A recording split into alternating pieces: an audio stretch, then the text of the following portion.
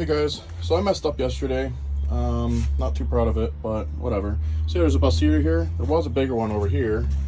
I don't know how bus heaters work. So I decided to take it out yesterday, and I was just getting into the mood of destructing things, and I wasn't thinking because I was being dumb, and I cut the hoses. And guess what's in those hoses? Engine coolant. I guess engine coolant runs through these hoses.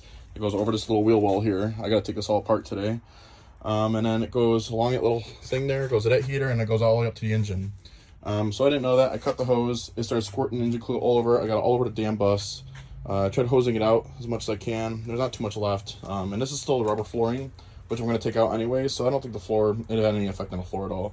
The bus is kind of tilted towards the end, so it all dripped down the end there too, and I used the hose and I kind of rinsed it out.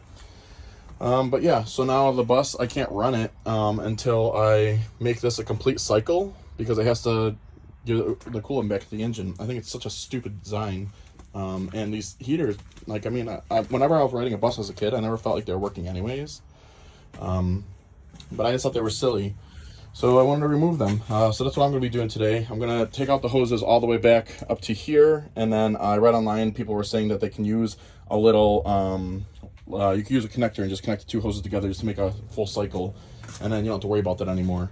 But yeah, so that happened yesterday. I was freaking out. It was squirting all over the bus. And I was like, oh, maybe there's only a little bit in there. There was a lot. I was waiting for the coolant to stop leaking out of there, and it wasn't.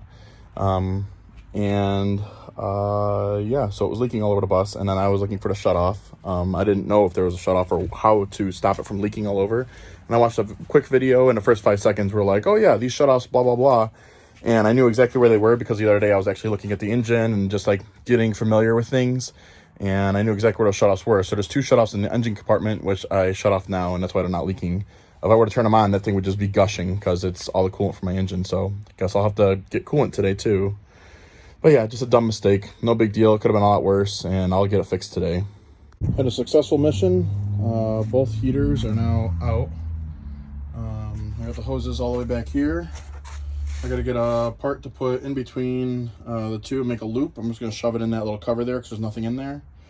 So I'll make a little loop there, shove it in there, and be done with that. I started taking off the cover to the top here. I have this whole snake of wire. I didn't realize that there was a wiring up here. I wanted to keep the dome light up here, so I kept the cover to that. I'm just going to clean it off and make it look nicer. And then I like that it'll cover up all this wiring up here. This was tacked up like this. So I'm going to keep all that in there because this is for all the lights and a lot of other stuff too. And then I got wiring coming down inside here, probably for all the switches and everything. So I had to figure out which wiring I'm going to keep and still route it a different way on here. And then the rest of this I have to figure out how to get rid of it and everything.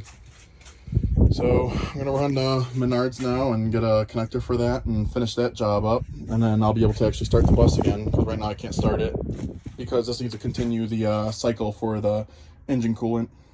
So I got a double barbed connector to put in between the hoses, but now I'm realizing that this one's kinking, and I can't have that because then the cycle's not going to run freely. So I already went out. It's been a couple days. I've been really busy with things. So I went out and I got these pieces. So it's a double threaded pipe. This is just a 1-inch piece.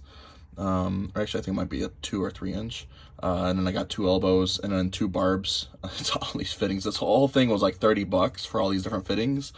And now I'll be able to, because both pipes are coming the same way, so I'll be able to put this in there and have an actual loop, and then we'll just tuck it back under this cover, put the cover back on. No one will ever know what's under there. So that's the project for today. I spilled a little bit, but that worked out great. Got it all tightened up. I'm going to throw that cover back on just after I go run out and get coolant. I just checked over by the engine there.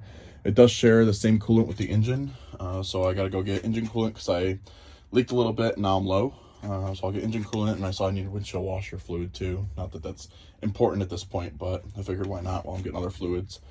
And then I'll put that cover on and be good, and I can give it a run and make sure everything's good and no leaks. Oh, started it up, filled it up with coolant, everything sounds and looks good. So I guess that problem is solved. Now to work on the wiring